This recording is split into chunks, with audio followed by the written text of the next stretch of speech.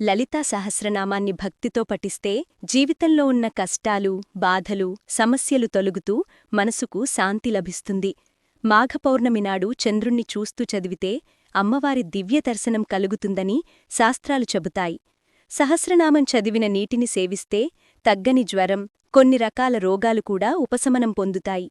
పారాయణం వక్కటే పుణ్యక్షేత్రాల దర్శనం, పవిత్ర నదిలో స్నానం, అన్నదానం, వస్త్రదానం చేసినంత పుణ్యఫలాన్నిస్తుంది. స్త్రీలు ప్రతిరోజూ పఠిస్తూ అమ్మవారికి వెన్న నైవేద్యం సమర్పిస్తే ఆరోగ్య సమస్యలు తగ్గి శరీరానికి బలం లభిస్తుంది.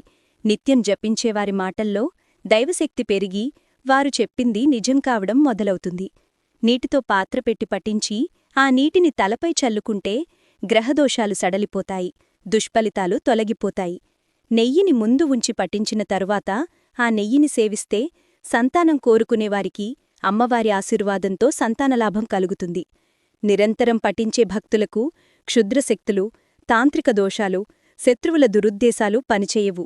అమ్మవారు స్వయంగా రక్షణగా నిలుస్తారు. సంపద, గౌరవం, సద్బుద్ధి, శాంతి, శ్రేయస్సు వంటి శుభఫలితాలు ఇంటిలో నిలుస్తాయి. లలితా సహస్రనామం బ్రహ్మాండ పురాణంలోని దివ్యస్తోత్రం.